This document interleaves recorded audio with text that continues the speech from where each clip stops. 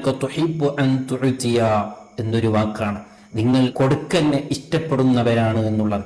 അതേ, പാവപ്പെട്ടവരെ ധാരാളം സ്നേഹിക്കുന്ന, പാവപ്പെട്ടവർക്ക് ഭക്ഷണം നൽകുക, പാവപ്പെട്ടവർക്ക് എന്നെക്കൊണ്ട് എന്ത് സാധിക്കുമെന്ന് എല്ലാ ദിവസം ചിന്തിച്ചിരുന്ന മഹാനാണ് ബഹുമാനപ്പെട്ട ഖലീലുല്ലാഹി ഇബ്രാഹിം നബി അലൈഹി സ്വലാം. ഇതിന് വേണ്ടിയാണ് നിങ്ങളെ അള്ളാഹു ഖലീലുല്ലാഹിയായി അള്ളാഹു തെരഞ്ഞെടുത്തിട്ടുള്ളത് എന്ന് അവിടെ നിന്ന് ആ മലക്ക് പറയാണ്. മറ്റേ സ്ഥലത്ത് പറയുന്നത് കാണാം, ഒരിക്കൽ മുത്തുനബി സല്ലല്ലാഹു അലൈഹി വസല്ലമ തങ്ങൾ ജിബ്രീൽ അലൈഹിസ്സലാമിനോട് ചോദിച്ചത്രേ, അല്ല ഇബ്രാഹിം നബി അലൈഹിസ്സലാമിനെ എന്തുകൊണ്ടാണ് അള്ളാഹു ഖലീലായി തെരഞ്ഞെടുത്തത്?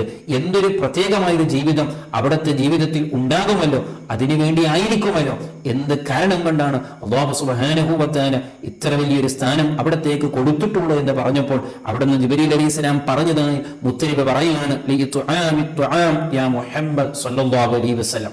അവിടെ നിന്ന് ഭക്ഷണം കൊടുക്കലിനെ വല്ലാത്ത ഇഷ്ടപ്പെടുന്ന ആളായിരുന്നു.